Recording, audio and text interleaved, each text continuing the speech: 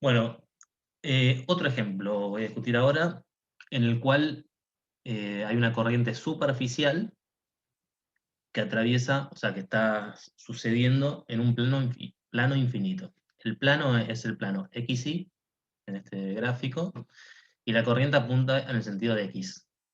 ¿Ok? Entonces, como es superficial, lo que voy a tener es la G. De vuelta, este G es tal que si yo tomo sobre el eje Y o algo paralelo al eje Y, tomo algo que tenga un segmentito que tenga longitud L, bueno, la corriente que está atravesando ese segmento es G por L. ¿Ok? Em, bien. Entonces lo que quiero usar ahora es amper para ver cuánto vale el campo magnético generado por esta corriente infinita sobre este plano infinito que está avanzando así en el sentido del eje X en todo el espacio. Em, bien, lo primero que uso es que la dirección de la corriente está en el eje X, y entonces el campo magnético va a ser perpendicular. ¿Está bien? Así que la componente X del campo B va a ser 0. Y ahora empiezo a mirar simetrías. Primero me doy cuenta que si me traslado en X o me traslado en Y, como el plano es un plano que está sobre XY y es infinito, veo siempre lo mismo, ¿no? Entonces B no depende ni de X ni de Y. Por cierto, en este ejemplo me conviene usar coordenadas cartesianas, ¿no? Porque acá no tengo nada que gira ni nada por el estilo. Em, bien, después lo que noto es que hay una combinación de rotaciones junto con inversión del sentido de la corriente que me devuelve la configuración de corriente original. ¿Está bien? Entonces, por ejemplo, si roto la configuración la configuración de corriente y el campo magnético alrededor del eje Z en 180 grados, lo que sucede es que me queda el mismo plano, porque el plano es perpendicular a Z, si yo giro todo respecto de Z me queda exactamente el mismo plano, pero lo que sucede es que ahora la corriente, en lugar de estar yendo en el sentido de X, va en el sentido de menos X, ¿sí? Porque lo giré 180 grados. Y ahora de vuelta, como está apuntando la corriente en menos X, si yo le invierto el sentido, terminaría apuntando en X, ¿no? Con lo cual vuelvo a la configuración original. Entonces, si yo hago una rotación de 180 grados alrededor de Z e invierto el sentido de la corriente, vuelvo a la configuración de corriente original. Bueno, ¿qué pasa con el campo B frente a estas transformaciones? Por cierto, ya vi que B no depende de X, perdón, que la componente X de B es 0, y también vi que B no depende ni de X ni de Y. ¿Está bien? Entonces lo que tengo es que B solo va a tener componente en Y en Z, y además que las componentes van a depender de Z. Perdón, una pregunta. ¿El plano que está cargado es infinito también a lo ancho? Por eso, por eso no depende de X, de Y, perdón. ¿O es Sí, una cinta infinita? ¿O es un... por eso, sí, o sea, es una superficie, es una sábana infinita, Eso, en las dos direcciones. pero eso es en las dos direcciones. Eso, Sí, y gracias. por cierto, no está cargado, no tiene carga esto, lo que tiene es corriente. Sí, perdón, dejé mal. ¿Está bien? Pero sí, eso. Bueno, entonces, como ya anulé la componente X de B, sí, X de B, voy a proponer que B tiene, en principio, el componente en Y y en Z, y le voy a empezar a usar estas dos rotaciones, ¿no? Entonces, bueno, cuando roto respecto de Z, eh, claro, o sea, lo que quiero hacer es lo siguiente. Supónganse que quiero evaluar el campo magnético sobre el eje Z, y lo que estoy haciendo es proponiendo que va a tener una componente en Y, ¿sí? Y una componente en Z, ¿no? Bueno, cuando roto respecto de Z, lo que sucede es que la componente en Z me queda igual, pero la componente en Y me cambió de sentido, ¿no? O sea que acá me aparece un signo menos, ¿ok? Y después, cuando invierto el sentido de la corriente, ¿qué sucede?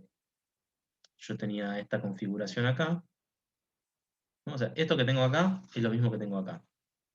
¿Está bien? Y estas transformaciones son justamente están yendo en este sentido. Entonces acá simplemente estoy escribiendo lo mismo que tengo acá. Cuando invierto el sentido de la corriente, que a este punto está yendo en menos x, ahora va en sentido de x.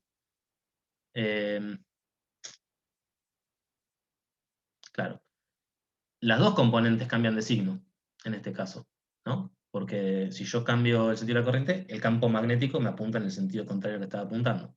Con lo cual, me empezaría a apuntar en esta dirección. ¿Está bien? Sin embargo, fíjense que acá la corriente apunta o sea, la configuración de corriente me queda invariante, pero esta componente en Z me cambió de signo. Entonces lo que concluyo es que el campo magnético no puede tener componente en Z. O sea, el B sub Z tiene que ser 0. ¿Está bien? Mientras que esta componente de acá me quedó igual. Entonces esta de acá no la puedo descartar con los argumentos que estoy usando.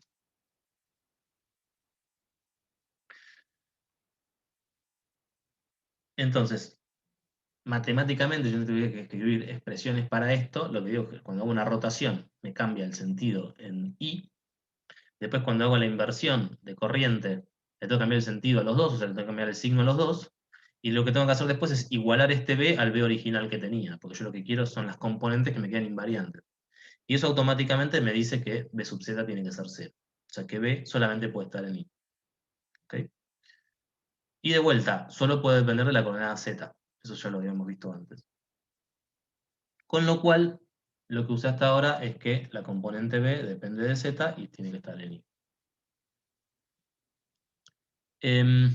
Ahora, aparte, lo que puedo ver es que, fíjense, ¿no? Tiene que estar en I y depende de la altura a la que estoy, ¿no? Ahora voy a hacer una rotación de 180 grados respecto de X. Cuando hago eso, lo que sucede es que si acá vale esto, entonces acá abajo tiene que estar así, ¿no? Porque yo estoy haciendo una rotación de 180 grados alrededor de X, estoy girando esto para este lado de acá, lo que me termina quedando es un campo en esta dirección, ¿no? Es esto que dibujé acá. Es decir, encontré una transformación que me agarra la corriente, me la deja igual, y que me dice que si acá el campo vale esto, acá abajo tiene que valer esto. ¿Está bien? Entonces, en menos z, el sentido del campo tiene que estar invertido respecto de lo que vale el campo en z. ¿Está bien?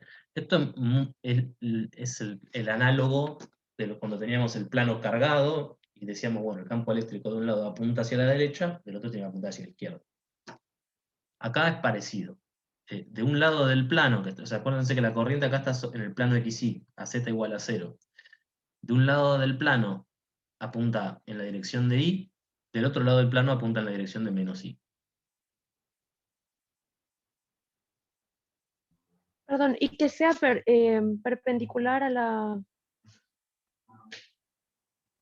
o la dirección en la que se mueven las cargas. Eso me Eh, perdí ahora. el campo B no puede ser paralelo a la corriente. O sea, no puede tener componente en X. Claro, eso. Porque acuérdate que Entonces lo que es que no puede ser paralelo, no que tiene que ser perpendicular. Se me es que si mezclaron no puede las. ser paralelo, tiene que ser perpendicular. O 0. Ok, ¿Está bien? De hecho, perdón. Claro, no puede tener componente en esa dirección. O sea, necesariamente tiene, o sea, claro, la afirmación es que tiene que ser perpendicular. Pues si vos mirás la expresión de Biot-Savart, B es igual a corriente por producto vectorial con otra cosa. Así que B tiene que ser perpendicular a la corriente. ¿Está bien? O sea que si la corriente va en X, B tiene que estar o en Y o en Z. sí, sí. ¿Bien? Bueno. em, bueno, déjenme mostrarles en este caso qué tipo de curva amperiana conviene tomar. ¿Está bien? Acá estoy dibujando X, Y, Z de esta otra manera. Básicamente, si tengo que dibujar la corriente, lo que tengo es la corriente sobre el eje Y sobre el eje X, y viene hacia nosotros, ¿no? Por eso es que estoy dibujando la corriente como si fuese una secuencia de líneas con puntitos. que son las puntas de las flechas que nos apuntan hacia nosotros. O sea que todos estos puntitos acá, todos estos circulitos me están diciendo que la corriente viene hacia nosotros. ¿Qué dijimos del campo magnético? Bueno, dijimos que cualquier punto del espacio tiene que apuntar en la dirección de Y y tiene que depender de la distancia al plano, ¿no? Y si se van del otro lado del espacio, tiene que apuntar en la otra dirección. Y de vuelta, también tiene que depender de la distancia al plano. ¿Está bien? Es decir, que tiene componente Y y depende de Z. Eso es lo que sé del campo magnético. Entonces, como sucede eso, lo que me conviene tomar en primera, como curva amperiana es este cuadrado. Básicamente porque yo sé que acá, sobre esta línea, el campo magnético va a ser paralelo, ¿sí? Y como toda esta línea está a la misma distancia del plano, yo sé que es constante en todos los puntos de esta línea. Entonces eso me va a servir. Lo mismo acá. Acá el campo magnético va a apuntar para el otro lado, y de vuelta, en todos los puntos del espacio el campo magnético va a ser el mismo, porque estas líneas de arriba y de abajo son las líneas AZ constante. Mientras que en las líneas verticales, cuando yo integre, me va a dar 0, porque el campo magnético apunta hacia allá, y el diferencial de longitud, o sea, el diferencial de línea, es perpendicular, ¿no? Es paralelo a la línea, con lo cual acá tengo 90 grados, toda la contribución sobre esta línea y sobre esta no va a ser 0. ¿Está bien? Por eso es que me conviene usar esta curva amperiana. Entonces, para hacerlo más formal, separo este cuadrado, digo que es un cuadrado del lado L, que está a una distancia D del eje Z, o del origen de coordenadas. Por cierto, esto está orientado de manera vertical, ¿no? O sea que está contenido en el plano ZI. Y voy a separar estas líneas a la de abajo la llamo A, a la derecha B, arriba C, izquierda D. ¿Está bien? Entonces, para cada uno de ellos voy a tener un diferencial de línea que lo voy a escribir de manera distinta. Tengo que elegir, por cierto, el diferencial de superficie. Fíjense que estoy tomando el diferencial de línea en esta dirección, estoy orientando la curva esta de esta manera antihoraria, y entonces, ¿hacia dónde iría el diferencial de superficie? ¿Hacia nosotros o hacia dentro de la hoja?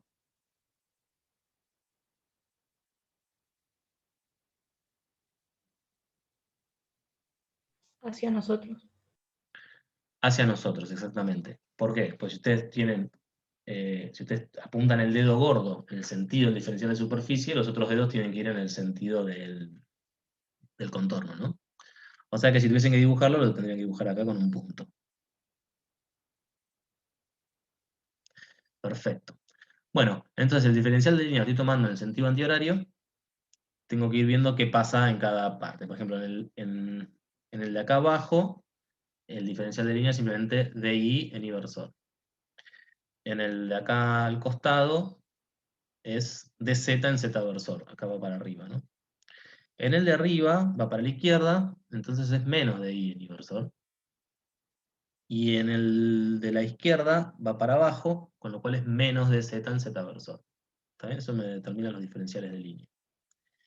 Y después, con respecto al campo magnético, uso la información que tengo, ¿no? Que es que B es un B I de Z en inversor sometido a esta condición. Entonces, por ejemplo, en A, lo que voy a tener es que B es, bueno, va a tener solamente componente I y apunta en la dirección de I, y sucede que Z en ese caso vale menos L, ¿no? Porque yo estoy centrando el cuadrado alrededor del plano XY. Así que lo tengo que evaluar en menos L. En cualquier punto de esta línea, el campo magnético va a estar evaluado en menos L. Sobre esta otra línea B, en principio, esto va a depender de Z. ¿Está bien? Después en la de arriba, B va a estar evaluado en L, y de vuelta, cuando baje por acá, de vuelta va a depender de Z. ¿Está bien? Ahora, cuando yo quiera mirar la integral de línea, A me va a contribuir, porque esto está en inversor y esto también, o sea que el producto escalar este va a ser distinto de 0, pero este, cuando mire B y D, como el diferencial de línea está en Z y B está en I, el producto escalar este va a ser 0. O sea que la integral sobre B no me va a contribuir y la integral sobre D tampoco. Las únicas que me van a contribuir son la de arriba y la de abajo. Ahí se. ¿Ok? Bueno, nada, meto esta información en la integral de línea, separo en las 4 partes. Acá es lo que yo les decía, que el producto escalar este entre I versor y Z versor es 0. Acá lo mismo, estas son las integrales en B y D. Entonces me queda solamente la de A y D, ¿no? Y lo interesante es que me quedan las dos iguales. Fíjense que acá tengo eh, que B es esto, o sea que me queda el BI evaluado en menos L, y después tengo el DI, mientras que en el D lo que tengo es, no, perdón, en el C, claro, la de arriba, tengo BI en L, pero acá tengo menos DI, ¿no? Entonces, si se acuerdan, BI en menos L es igual a menos BI en L. ¿Está bien? Estoy usando esto que está acá, con Z evaluado en L. O sea que BI en menos L es menos BI en L. ¿Está bien? Entonces fíjense que me queda tanto en este como en este BI de L, pero tengo un menos en los dos. Entonces los dos me contribuyen a un menos 2. BI evaluado en L, por L, que es simplemente la integral en DI, porque fíjense que esto que está acá es constante, lo puedo sacar para afuera. O sea que lo que tengo es una integral entre D y D más L, eso me da L en los dos casos. O sea que me queda menos 2 BI de L por L. Bueno, y lo que me falta hacer ahora, o sea, esto es la integral esta, y lo que tengo que hacer ahora es ver cuánta corriente atraviesa esta superficie. ¿Está bien?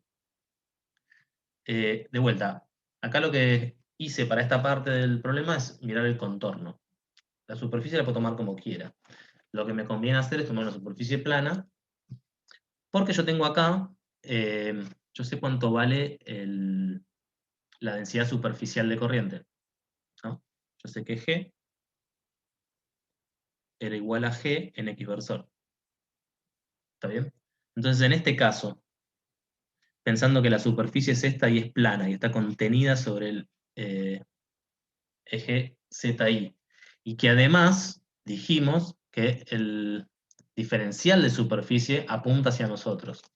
Es decir, que la corriente, el sentido de la corriente y del diferencial de superficie tienen el mismo sentido. Díganme ustedes cuánto vale la corriente concatenada para esta superficie de acá.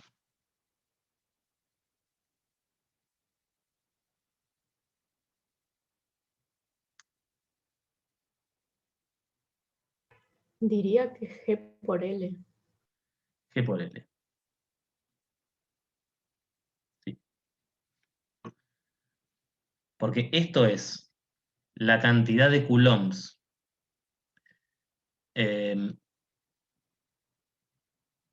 por segundo por metro, ¿sí?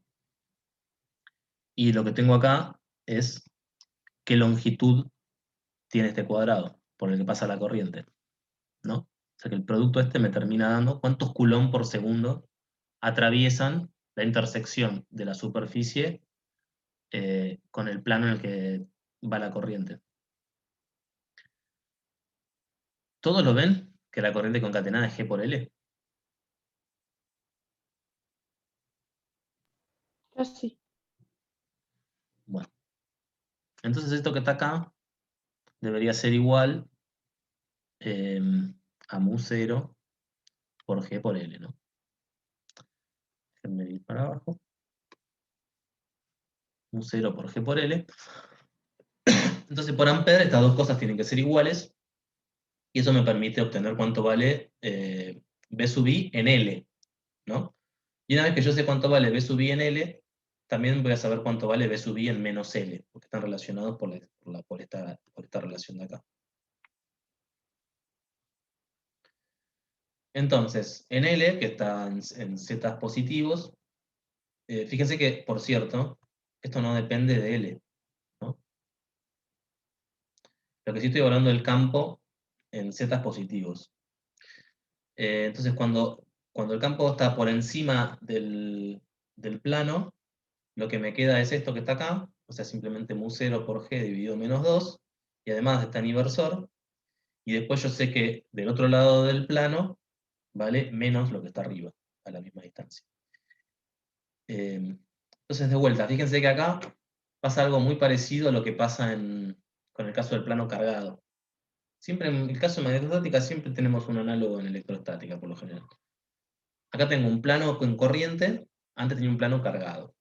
En el caso del plano cargado tenía el campo eléctrico que de un lado apuntaba perpendicular al plano y no dependía de la distancia al plano, y además cuando pasaba por el plano pegaba el salto, se daba vuelta y de vuelta, tampoco dependía, para el otro lado también era constante, no dependía de la distancia del plano. Acá lo que tengo es un plano con corriente, supónganse yendo para arriba, un campo magnético perpendicular a la corriente, que es constante, no depende en ningún punto de qué distancia del plano estoy.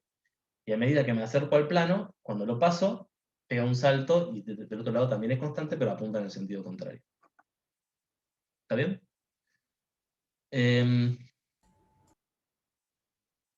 ¿Dudas?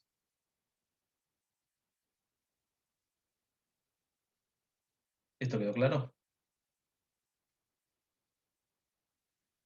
Bueno, entonces lo que vamos a ver ahora es el último ejemplo, que es el caso del solenoide infinito. Diego. Sí. No, perdón, solo un comentario sobre lo anterior. Sí. Digo, a mí para pensar este resultado lo que me gusta pensar es pensarlo como una superposición. O sea, pensar el plano como una sucesión de hilos, uno al lado del otro. Y pensar el campo como la superposición. No sé si lo que estoy diciendo intuitivamente complica las cosas o las mejora, pero, o sea, como en general decir sí. O sea, si vos como tenés una cosa así, sabemos que, con I para acá, sabemos que el campo va a dar vuelta así. Bueno, uno puede empezar a poner estas cosas una al lado de la otra. Va a empezar a tener un campo que da la vuelta de la misma manera, y si pongo muchas, hasta el infinito, el campo va a ir así para un lado y así para el otro, y va a dar la vuelta en infinito, digamos. Donde esto ahora es una G, digamos. No sé si ayuda mucho lo que estoy diciendo, pero por lo menos a mí me resulta intuitivo para visualizar un poquito el resultado antes de seguir. Es parecido a agarrar, digamos, el caso electrostático y pensar el plano como asociación de cargas puntuales. Son las mismas ideas, digamos. Uh-huh. Ahora con el solenoide podemos hacer lo mismo también.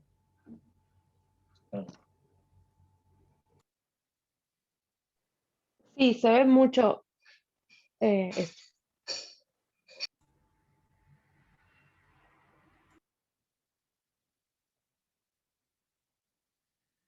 Bueno, veamos el tema del solenoide. Recuerdo que el solenoide es un tubo, un casquete cilíndrico, por el cual atraviesa una corriente, y esa corriente va en sentido angular. ¿Está bien? No va ni para arriba ni para abajo, va en sentido angular. Y de vuelta, como es un casquete, o sea, solamente la cáscara adentro está vacío, tengo una corriente superficial. Entonces lo que tengo es un G que está en la dirección angular, y es constante, lo estoy tomando constante. Esto no depende de la altura ni del ángulo, este G. Y todo esto está a radio constante. O sea, este vector G vive a radio constante. Bueno, veamos cuáles son las simetrías en este caso. Noten que no puedo usar las mismas simetrías que había usado en el caso del hilo infinito, porque ahora lo que tengo es el sentido de la corriente distinta que tenía en el caso del hilo. En el hilo la corriente iba en Z, entonces si yo tuviese sobre esta superficie una corriente que va hacia arriba, sí podría usar los resultados anteriores, pero como es angular, no. ¿Está bien? Entonces, bueno, vayamos viendo las simetrías. Por un lado, lo que puedo hacer es lo siguiente. Si yo agarro un eje perpendicular al cilindro y hago una rotación de 180 grados, ¿no? Fíjense que si miro la cara de acá, de nuestro lado del cilindro, originalmente apunta hacia la derecha. Cuando lo doy vuelta, lo que me queda es que apunta hacia la izquierda. ¿Eso todos lo ven? O sea, acá tengo una corriente que está yendo así, ¿sí? De modo que acá adelante va hacia a la izquierda, pónganle, y atrás va hacia la derecha. ¿Está bien? Si yo esto lo giro 180 grados, lo que va a la derecha pasa a ir a la izquierda. ¿Ok? Entonces, básicamente lo que estoy haciendo es trayéndolo de atrás hacia adelante. Entonces, cuando giro 180, ¿eso lo ven todos? Como que das vuelta la cara, digamos. Algo Ah, así. estoy agarrando el cilindro y lo estoy dando vuelta respecto de un eje. Claro, exactamente. Entonces, efectivamente, acá lo que tengo es la cara de atrás que va hacia la izquierda, ¿no? Cuando yo lo doy vuelta, esa orientación no cambia, sigue yendo hacia la izquierda.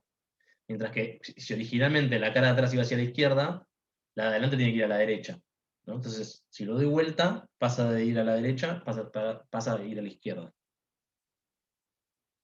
¿Ok? Bueno, ahora, el tema es que si yo agarro y digo que B sobre ese eje de rotación apunta en el sentido del eje de rotación, bueno, esta rotación no afecta para nada a B, porque estoy rotando respecto de B, del eje definido por B. Y si yo ahora hago una inversión de corriente, esta flecha, este sentido de la corriente que ahora me iba hacia la izquierda, vuelve a ir hacia la derecha, o sea que termino, o sea, si hago esta rotación de 180 grados más la inversión de corriente, termino con una configuración de corriente igual a la que empecé, pero B, que inicialmente me había quedado invariante, ahora me cambia de sentido. Antes iba para la derecha, ahora me va para la izquierda. Con lo cual, llego a esta conclusión de que entonces no puede depender de la dirección esta, de la dirección radial, ¿no? Pensado en cilíndricas. Así que la componente radial de B tiene que ser 0, necesariamente. Porque cuando hice todas estas transformaciones, B me cambió, pero la corriente no. Después hay simetrías que son las mismas que en el caso del hilo, que son traslación en Z y rotación en Φ. Tengo las Te hago mismas. una pregunta Sí, sí. sobre cuando rotaste, ¿por qué el B no cambió? Pues estoy agarrando. Mira, estoy mirando esto desde arriba. Te lo voy a dibujar acá mirándolo desde arriba. Ya tengo acá, suponete, el cilindro, ¿no? La corriente va en este sentido, ¿sí?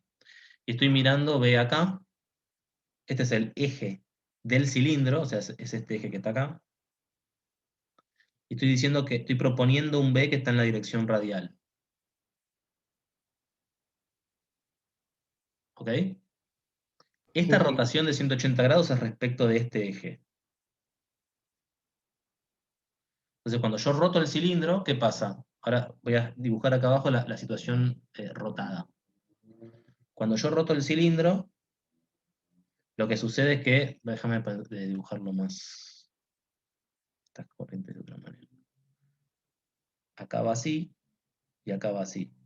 Cuando yo roto respecto a este eje, bueno, el campo magnético me queda igual, ¿no? Pero la única diferencia es que esta parte de acá va a parar acá arriba, ¿no? Entonces, me queda así, y la parte de arriba va a parar abajo, entonces esto me queda así. Sí, sí, ahí lo vi. Gracias. Entonces, fíjate, esta flecha te cambió de dirección porque esta es la corriente, pero el B se mantiene igual. Y después lo que hago es invierto el sentido de la corriente. Es decir, que digo, ahora esto ya no es más así, quiero que vaya así, esto no es más así, quiero que vaya así, y en ese caso el B tiene que apuntar para el otro lado. Por eso se dio vuelta. Bueno.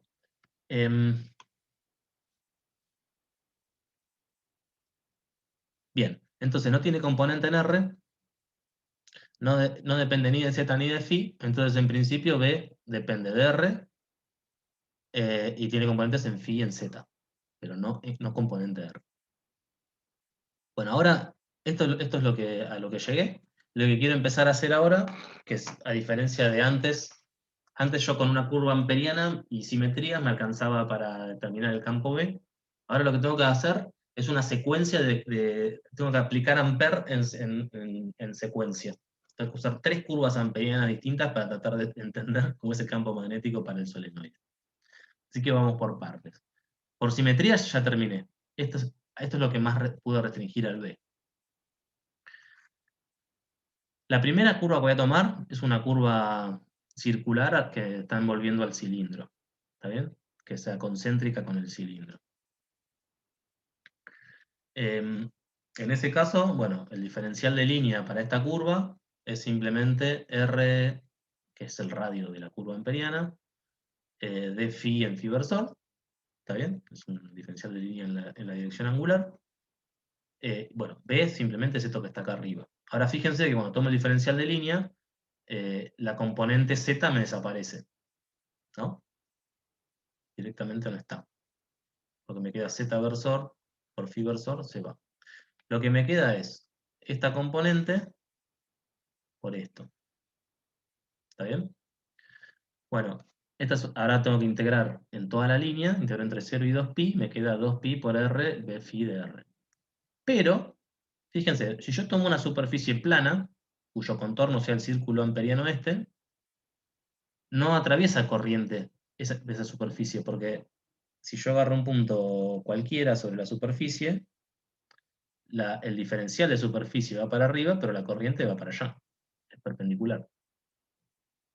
¿Eso lo ven?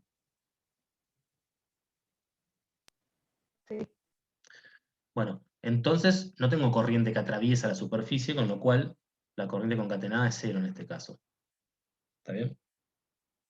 Es más difícil de ver esto si yo tomas una superficie más complicada. Pero si tomo una superficie plana, es claro, porque si tomo una superficie plana, la corriente es paralela a la superficie, entonces nunca la atraviesa. Con lo cual la corriente concatenada es 0. Y entonces tengo que igualar esto a mu 0 por 0, y entonces, como R es distinto de 0, estoy mirando el campo a una distancia de R, esto que está acá directamente es 0. O sea que la componente phi del campo B tiene que ser 0. Y además, por cierto, acá nunca usé que el radio tiene que estar afuera del solenoide, puede estar adentro, y la conclusión esta es la misma, porque adentro del solenoide no tengo ni siquiera corriente. Con lo cual, esto que está acá es 0 en todo el espacio. La componente phi de B es 0 en todo el espacio. Y me queda solamente esto que está acá. O sea, acá usé Ampere para matar una componente del campo magnético. Sí, perdón, ¿puedes explicar eso exacta, la lógica detrás de eso? De cómo usaste Ampere para matar una componente. Bueno, sale, ¿no? Porque ¿Integraste solo una parte del campo? ¿O qué es lo que se murió? no. No. Lo que sucedió fue lo siguiente. Justo en esta curva de Ampere, la integral esta de línea me selecciona una de las dos componentes. Porque cuando yo miro esto, ¿qué tengo? Tengo la integral entre 0 y 2pi del diferencial de línea, que es R de phi en phi versor. Este es el de L. Por B, que voy a poner acá, es B phi de R, perdón, esto en R evaluado en R grande, ¿no? En phi versor, más BZR en Z versor. ¿Sí? Fíjate que este diferencial de línea, porque es el diferencial de línea de la curva que yo seleccioné, me selecciona esta componente y me mata esto. Mata esa, ok. Pero eso es por la además, curva que elegí. ¿cómo? Eso es, perdón, por la curva que elegiste. Sí. O sea, no entiendo cuál es el truco, elegir la curva. Claro, cuando elegís la curva esta, en particular, te mata una componente, te deja esta, pero además te la iguala a 0, porque justo en esa curva la corriente concatenada es 0. Entonces el resultado de aplicar Ampere en este caso es matarte esto, decirte que el campo B no puede tener esa componente. Ah, y como debería ser para cualquier curva amperiana, entonces por eso decimos que entonces es 0 siempre. Sí, Ah, ok, ok. sí, sí. Fíjate que yo llegué a una expresión que es esto igual a 0. ¿Está bien? Y esto, a ver, R es cualquier punto, ¿no? En principio. Entonces, bueno, tendría que sacar como caso particular el radio, uno tendría que pensarlo eso, que pasa a R igual a 0, pero supongamos que estoy fuera del eje. En ese caso, el campo magnético en la dirección de phi, bueno, de hecho, no sé si tiene mucho sentido hablar de campo magnético en la dirección de phi en R igual a 0. Así que saquemos ese justo si estoy sobre el eje del cilindro. En cualquier otro punto del espacio, esto es distinto de 0, ¿sí? Y lo que me está diciendo Ampère es que esto que está acá tiene que ser 0. En cualquier punto del espacio. Con lo cual, B sub phi es 0 directamente. Bueno, entonces acá no usé simetrías estrictamente para matar una componente del campo magnético, sino que usé Ampère. Entonces, bueno, ya reduje el campo B a que tenga esta expresión. Ahora uso una segunda vez Ampère, tomando una curva distinta. La curva que tomo es la siguiente. Ahora me paro a un ángulo constante.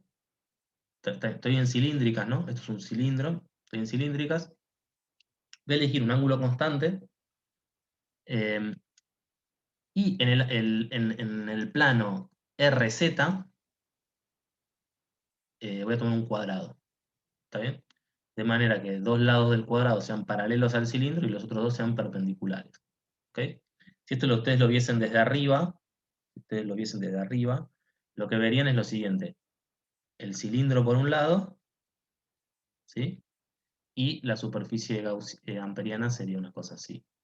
Sería una cosa así, si lo estoy viendo desde arriba. ¿Todos entienden lo que estoy haciendo? ¿Alguien no entiende lo que estoy haciendo?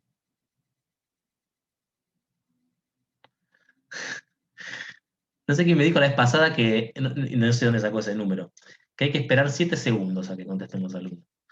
Ese es el tiempo óptimo para, este, para que si alguien tiene ganas de intervenir, que pueda intervenir, y si no, puede seguir dando la clase sin tanto espacio de silencio. No sé de dónde salió ese número. Tampoco sé si lo respeto mucho ese número. Pero bueno, yo confío en que si ustedes no entienden algo, me van a frenar y lo vamos a discutir hasta que se entienda. Así que nada, siéntanse libres de interrumpirme siempre que algo no se entienda. Sobre todo estas cosas que son situaciones geométricas, que por ahí son medio difíciles de ver en un plano, y más de manera virtual. Pero bueno, nada, esto yo lo estoy viendo desde arriba, esto de acuerdo en que es un cilindro. Entonces, si lo veo desde arriba, hasta acá lo que veo es un círculo, y un cuadrado lo voy a ver simplemente como una línea. Bien, esta parte de acá está a distancia R1 del eje. O sea, estoy tomando cilíndricas, donde el eje Z es el eje del cilindro, ¿no? Y este lado de acá está a una distancia R2 del eje. La altura de este bicho lo estoy llamando L. Esta es la curva que yo elegí. O sea, yo puedo elegir la curva amperiana como quiera. Total, Ampère vale siempre. Lo único que va a pasar es que a veces me va a ser útil, a veces va a ser inútil. Pero en este caso voy a elegir esta curva amperiana. Déjenme, entonces lo que tengo que hacer cada vez que elijo una curva de este tipo es calcular cuánto vale la integral de línea del campo magnético a lo largo de esta curva y cuál es la corriente concatenada.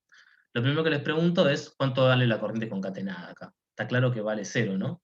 Toda la corriente está sobre el cilindro y mi curva de Ampère está lejos del cilindro. No hay ninguna corriente en toda esta parte del espacio, así que no hay ninguna corriente que atraviese la superficie cuyo contorno es esta curva, ¿no?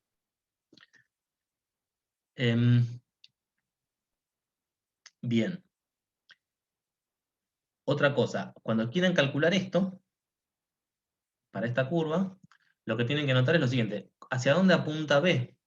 Bueno, B apunta en la dirección de Z. ¿No? Esto es lo que vi acá. Y depende de R. Mientras que acá, el contorno este, no sé, elijamos por ejemplo esta dirección del contorno, el diferencial de línea sobre la curva de arriba, por ejemplo, apunta en la dirección radial. Con lo cual, sobre esta parte de acá y sobre esta parte de acá, esta integral va a dar 0. ¿Está bien? Mientras que sobre estas de acá, como el diferencial de línea es paralela al campo magnético, va a dar distinto de 0. Y por cierto, como tengo que hacer la integral entre este punto y este punto, o sea, en Z, pero el campo magnético solamente depende de R y esto está R constante, entonces básicamente la integral sobre esta cara y esta cara, o sea, por ejemplo, sobre esta cara es simplemente el valor del campo magnético en este punto, en R1, por la longitud de la cara, que es L, ¿no? Y acá, sobre este lado, lo mismo. La única diferencia es que en un lado el campo magnético es proporcional, es paralelo, perdón, tiene el mismo sentido que el diferencial de línea, y del otro tiene sentido contrario. Con lo cual, en un lado voy a tener esto positivo, y del otro lado tengo esto negativo. ¿Está bien?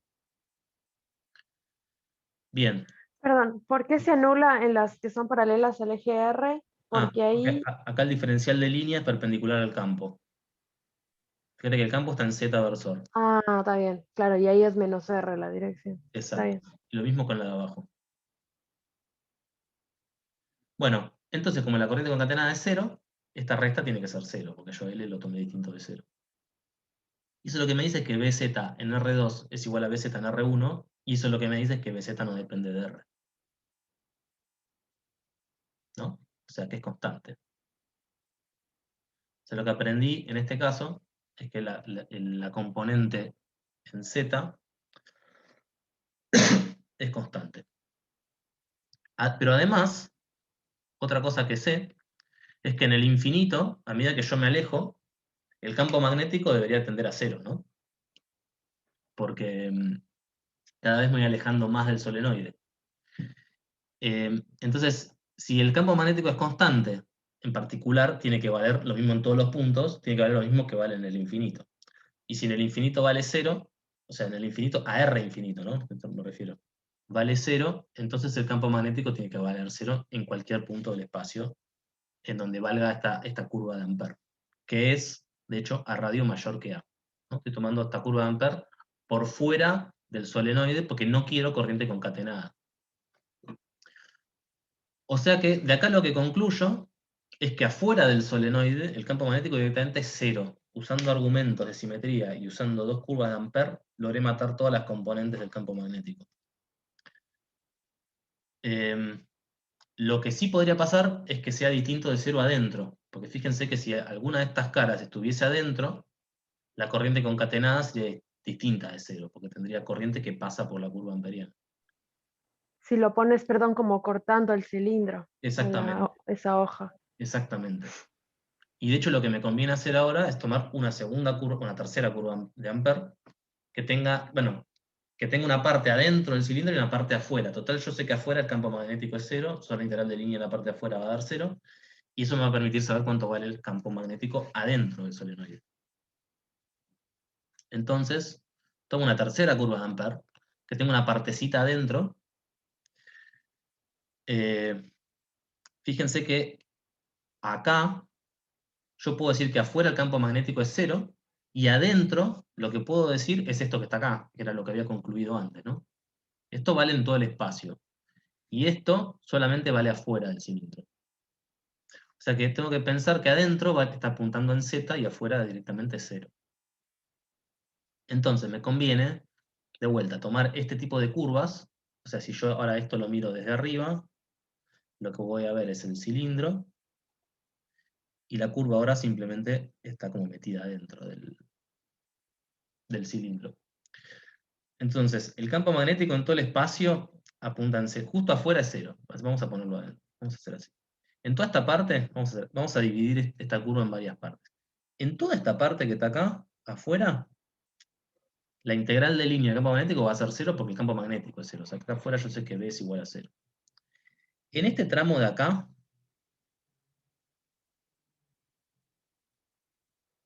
La integral de línea va a ser 0, porque el campo magnético es perpendicular al diferencial de línea. El diferencial de línea acá apunta en dirección radial, mientras que el campo magnético apunta en Z, ¿no? O sea que acá es 0, y acá también es 0 por la misma razón.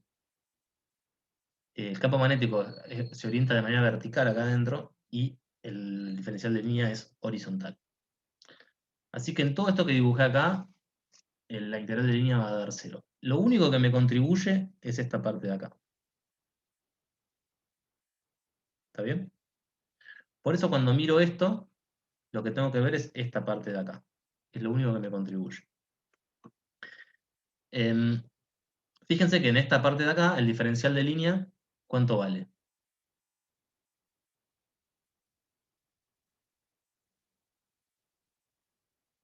¿De Z? Exacto. De Z en Z versor, ¿no? Sí. Claro. Bien. Y además, yo sé que adentro, en principio, el campo magnético vale BZ como función de R y apunta en la dirección de Z versor. Entonces, cuando meten esto, bueno, y además, por cierto, la longitud de la altura esta es L, ¿no? Entonces, cuando hacen esta integral, que es B por DL, lo que les termina quedando es BZ en R, R es a Z constante, o sea, esta línea es a R constante, así que el BZ de R sale para afuera y la integral en Z me termina dando L. ¿Está bien? Ahora la diferencia que tengo es que si yo miro la intersección del solenoide con la curva esta que tomé, pensando que ahora que la superficie es plana, en todos estos puntos la corriente se mete para adentro. O sea que voy a tener una corriente concatenada. O sea, la corriente está dando vueltas al solenoide y se mete por adentro de la superficie esta. Y en ese caso, lo que yo sé es que la corriente es la densidad superficial de carga por L. Es exactamente el mismo caso que habíamos visto antes. ¿Está bien? Entonces, lo que concluyo es que la componente Z por la longitud de L es igual a mu0 por la corriente concatenada, que es G por L. Entonces, L desaparece, y lo que me queda es que, bueno, que B vale BZ, que es mu0 por G, en Z versor, adentro del solenoide. Y afuera vale 0, como habíamos visto antes. ¿Está bien? O sea que si ustedes tienen un solenoide y tienen toda la corriente que está yendo de manera angular, adentro tengo un campo magnético, pero afuera el campo magnético es 0.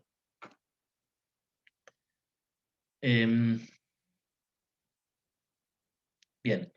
Y de vuelta, este tipo de comentarios de tipo otra vez consistente con la mano derecha,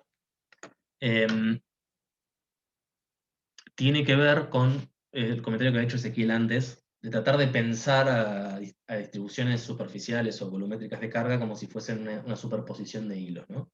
En este caso lo que puedo pensar es lo mismo que antes, ¿no? Pensar que estoy haciendo el solenoide enroscando un hilo. También podría pensar que tengo n espiras de corriente, una arriba de la otra. Entonces, si se acuerdan, si ustedes tienen una espira de corriente circular, si ustedes meten el dedo gordo en el sentido tangencial a la espira, los otros dedos van hacia arriba, ¿no? O sea que adentro, cada espira genera algo en la dirección de Z.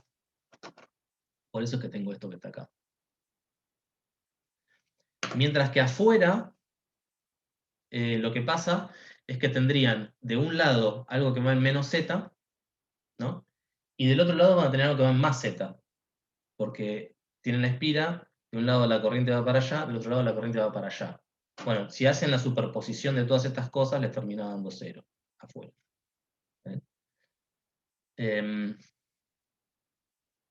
Bueno, este es el caso más complicado, porque acá hay que agarrar 3 secuencias de Ampere para ver cuánto vale el campo magnético en todo el espacio.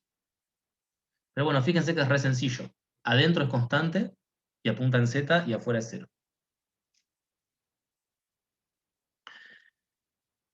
Les voy a dejar como ejercicio 2 cosas. Una es que en la clase pasada lo que vimos fue, o sea, calculamos solenoide finito, ¿no? Y lo habíamos calculado sobre todo el eje Z. No sé si lo tengo acá. Lo vamos a hacer ahora.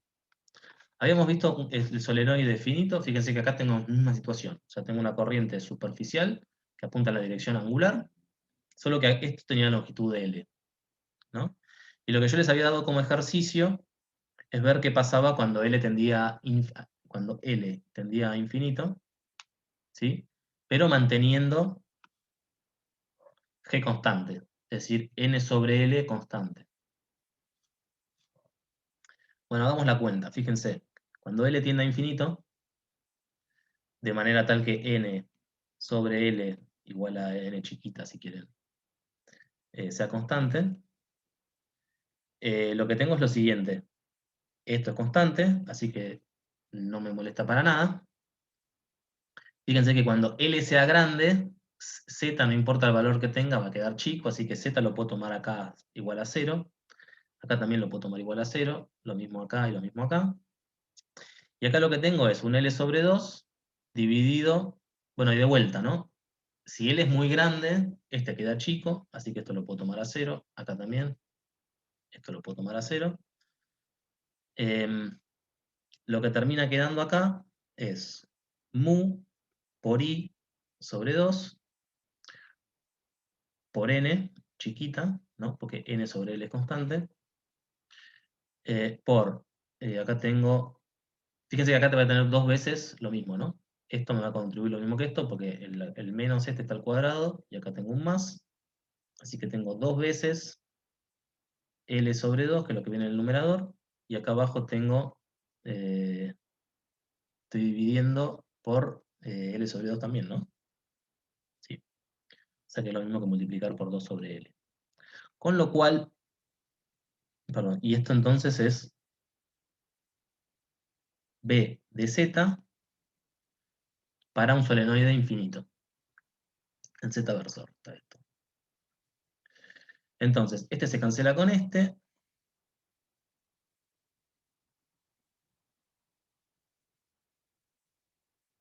¿Está bien esto que estoy diciendo?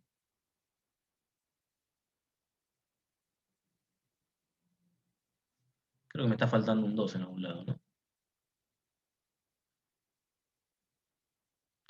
Bueno, ahora miro. Este se cancela con este y me termina quedando mu por I por N. Y acuérdense que I por N era G, ¿no? I por N grande sobre L es lo que estaba llamando acá arriba G. Es el módulo del vector G. O sea que cuando escribo esto, me termina quedando, esto es siempre adentro, ¿no? Porque yo estoy evaluando el campo magnético acá sobre el eje Z. Me termina quedando mu 0, por G en Z versor, que es exactamente lo que vale en el caso del solenoide infinito el campo magnético. Mu 0 por G en Z versor. Acá tiene mu 0 por G en Z versor. Bien. Y última cosa, y ya los dejo porque ya deben estar agotados. Hay una cosa que se llama toroide, que es una forma geométrica. Ustedes deben saber esto. Que tiene la forma de una dona, y de vuelta es un casquete, o sea, tienen que pensar que adentro no tiene nada. Y en el toroide, cuando uno tiene una corriente que va de esta manera, o sea, que si piensan en la dona, la corriente va hacia adentro, o sea, se mete siempre hacia adentro. O sea, del lado de adentro va hacia abajo y del lado de afuera va hacia arriba. Se pueden usar argumentos de simetría que son bastante complicados, de hecho involucran integrales y demás, o sea que hay que hacer un par de cuentas para darse cuenta de eso, de que cuando la corriente sobre la dona, sobre este toroide, va de esta manera, el campo magnético tiene esta forma. ¿Está bien? O sea, tiene pensado en cilíndricas, respecto de un eje que pasa por el medio de la dona, tiene solamente componente en phi, o sea, componente angular, y depende de la distancia al origen. En todo el espacio. O sea, si uno usa argumentos de simetría, puede llegar a esta conclusión. Si quieren, traten en el Griffith está explicado por qué pasa esto. con argumento de simetría. Yo lo voy a dar por dado, o sea, no se pongan, si no quieren, no se pongan a analizar. Lo que sí les voy a pedir es que traten de ver a partir de esto cómo usar, qué tipo de curva de Ampère tendrían que tener, en este caso, para calcular cuánto vale B en todo el espacio. ¿Ok? O sea que esto es lo que se desprende por simetrías, lo que les dejo como ejercicio, de hecho, no sé si no está en la guía, posiblemente está en la guía, es usar Ampère para ver cuánto vale este B sub phi de R. Bueno, con lo que expliqué hoy no hay mucho para hacer, me parece. A ver, pueden hacer...